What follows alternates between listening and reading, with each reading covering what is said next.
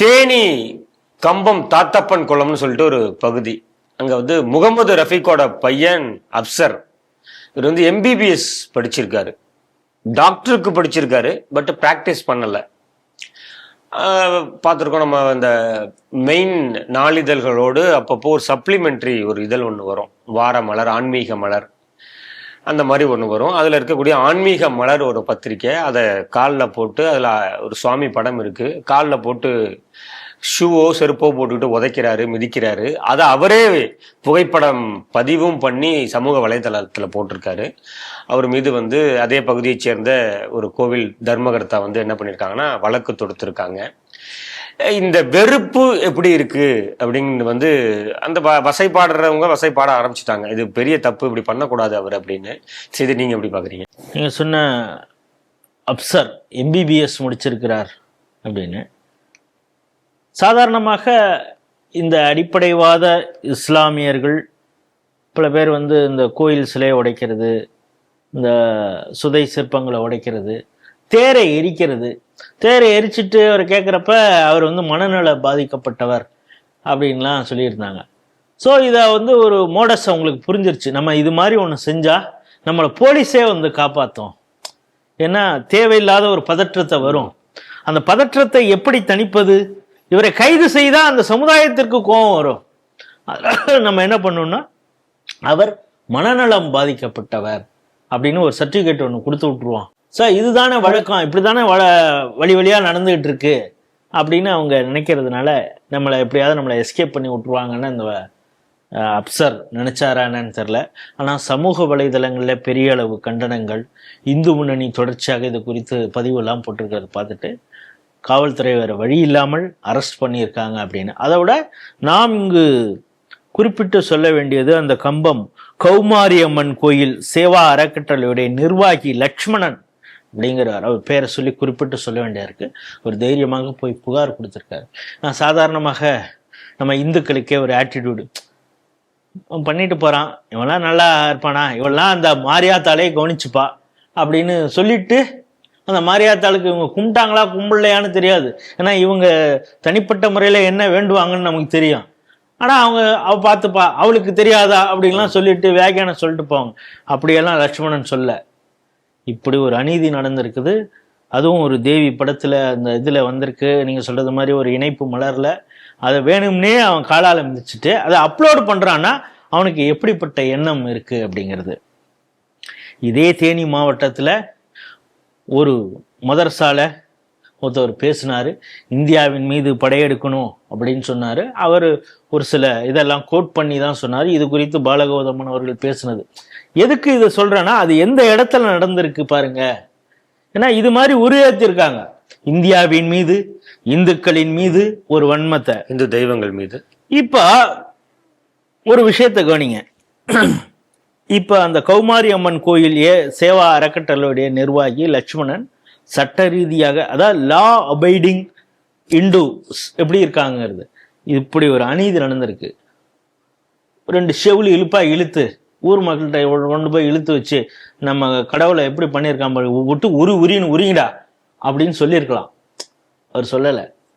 அவர் போய் புகாராக கொடுக்குறாரு. போலீஸ் அவரை கைது செய்யுது. இதை எதுக்குடா இப்ப சொல்ற, வன்முறையை தூண்டுறியா, சங்கிகளா அப்படின்னு யாராவது கமெண்ட் போடலாம். அப்படி இல்லை, வைஸ் வர்சா எப்படி நடக்குது அப்படின்னு பார்க்குறோம். அவங்களுடைய புத்தகத்தில் இருக்கக்கூடிய ஒரு விஷயத்த ஒரு டிபேட்டின் போது நுபுர் சர்மா சொல்றாங்க, உன் தலையை எடுத்துருவான் நீ வெளியில வந்தீன்னா அப்படின்னு. அதாவது அவரை காப்பாத்துறதுக்கு மத்திய அரசுக்கே ஆளும் அரசு, அவர் பாஜக கட்சியை சார்ந்தவர், ஆனா அவரை காப்பாத்துறதுங்கிறது எவ்வளவு பெரும் இருக்கு. ஏன்னா பார்க்குறவன்லாம் சொல்றான் அவன் தலையை எடுத்துருவோம் அப்படின்னு. சரி, அவங்க அப்படி என்ன சொன்னாங்க? அவங்க புத்தகத்திலேருந்து ஒரு மேற்கோள் காட்டி இது ஒரு பக்கம் முடிஞ்சதா? அவங்க என்ன சொன்னாங்க, இதைத்தானே சொன்னாங்க அப்படின்னு ஒருத்தவன் வாட்ஸ்அப்ல ஸ்டேட்டஸா வச்சிருந்தான். அவன் வந்து டெய்லர், ராஜஸ்தான்ல கனையால் லால்னு. அவனை திட்டமிட்டு என்ன பண்ணாங்க, 2 பேர் வந்து சட்டைக்கு அளவு கொடுக்கறது மாதிரி வந்து கத்தியாலேயே குத்தி ஒன்ன எப்படி கொன்னோம் அப்படிங்கிறத அவங்க வீடியோவை போட்டாங்க.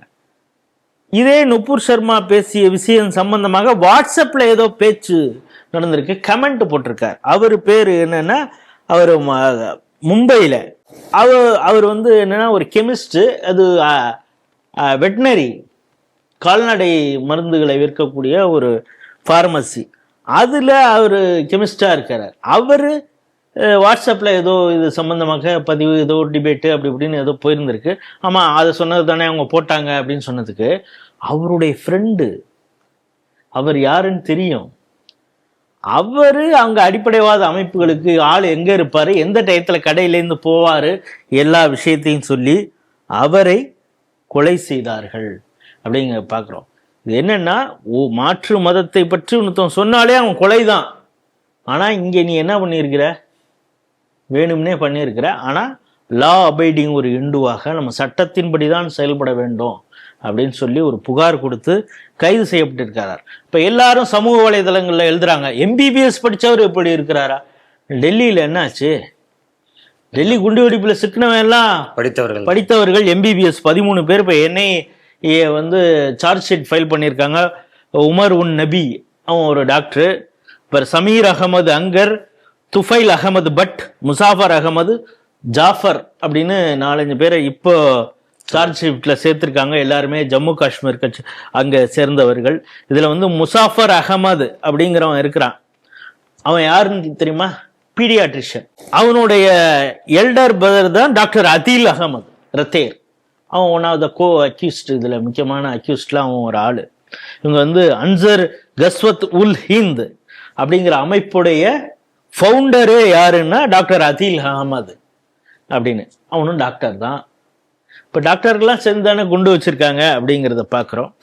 இதே போல் பிளாஸ்மி அப்படின்னு சொல்லி அவங்களுடைய கடவுளை நிந்தித்தார்கள் அப்படின்னு சொல்லி கமலேஷ் திவாரி, கன்யாலால், உமேஷ் கோலே, இது போல் பல கொலைகள் இங்கே நடந்திருக்கு. இன்னும் சொல்லப்போனால் நம்மளுடைய பக்கத்தில் இருக்கக்கூடிய கர்நாடகாவில் ஒரு ஃபேஸ்புக் பதிவு நவீன் அப்படிங்கிறவர் ஷேர் பண்ணார். இந்த நவீன்கிறவர் வேற யாரும் இல்லை, காங்கிரஸ் கட்சியுடைய எஸ்சி அணியில் இருக்கக்கூடிய ஒரு எம்எல்ஏ. அவர் பேர் அகண்ட சீனிவாசமூர்த்தின்னு பேர். அவருடைய சொந்தக்காரன் தான் நவீன். அவன் வந்து ஒரு ஃபேஸ்புக்கில் ஒரு ஷேர் பண்ணான் அப்படிங்கிறதுக்காக அலுவலகம் தீக்கிரையாகப்பட்டது. Police station KG Halli police station தீக்கிரையானது. அங்கே இருக்கக்கூடிய வாகனங்கள்லாம் கொளுத்தப்பட்டது, ஒரு வீடு கொளுத்தப்பட்டது. அகண்ட சீனிவாச மூர்த்தியுடைய வீடுகள் கொளுத்தப்பட்டது, அவருடைய எம்எல்ஏ அலுவலகம் கொளுத்தப்பட்டது. அங்கே எப்படி இருக்காங்க? கடவுளை நிந்தித்தால் சில விஷயங்களை உண்மையை சொன்னாலே என்ன ஆகுது, கார்ட்டூன் போட்டா என்ன ஆயிருக்கு, இதெல்லாம் பார்க்குறோம். ஆனால் இங்கே வந்து இந்து கடவுள்களை இவங்க வந்து எவ்வளவு மனசுல ஒரு வன்மம் இருந்தால் இது போல அவன் செய்திருப்பான் அப்படிங்கிறது. ஆகவே இந்த மதரசா போன்ற இடங்கள்ல மத கல்வி அப்படிங்கிற பேர்ல மத அடிப்படைவாதம் சொல்லித்தரப்படுகிறதா அப்படிங்கிற ஒரு கேள்வி எழுகிறது. அதைத்தான் இப்போ அஸ்ஸாமில் வந்து அங்கே நீங்கள் சயின்ஸ் தான் கொடுக்கணும்னு இமாந்தா பிஸ்வாச சொல்கிறாரு. பல மதரசாக்களில் அவங்களுடைய அவங்களுடைய சிலபஸ் என்னவாக இருக்கிறது அப்படிங்கிறதெல்லாம் கிராஸ் செக் பண்ணணும். ஏன்னா பீகாரில் இருக்கக்கூடிய ஒரு மதரசாவில் பாகிஸ்தானுடைய மதரசா சிலபஸ் இங்கு சொல்லி கொடுத்துக்கப்பட்டது, அந்த விஷயங்கள்லாம் வந்திருக்கு. ஆகவே மத அடிப்படைவாதம் எந்த அளவுக்கு அவங்களுக்கு உள்ள செலுத்தியிருக்காங்க அப்படிங்கிறது தான் இந்த செய்தி காட்டு.